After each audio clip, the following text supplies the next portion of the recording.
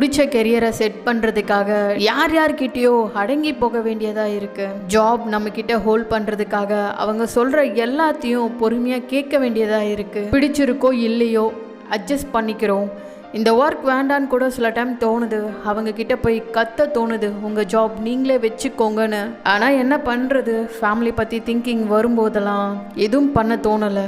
அதுவும் இல்லாமல் ஆசைப்பட்டு இந்த கெரியரை யோசித்து அதுக்காக போட்ட எஃபர்ட் எல்லாமே மைண்டுக்கு வரும்போது தான் இன்னும் அட்ஜஸ்ட் பண்ணிட்டு போகணுன்னு தோணுது. இன்னும் கொஞ்சம் கஷ்டப்பட்டு கெரியரை எப்படியாச்சும் செட் பண்ணிட்டா லைஃப் செட்டில் ஆகிடும்னு நினைக்கும் போது ஏதோ ஒரு ரீசனுக்காக இருந்த ஜாபும் இல்லாமல் போகுது.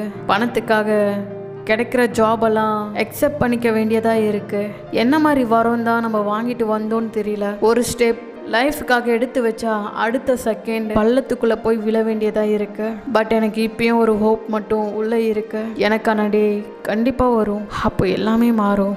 அது வர என்னோட முயற்சியை நான் விட மாட்டேன்.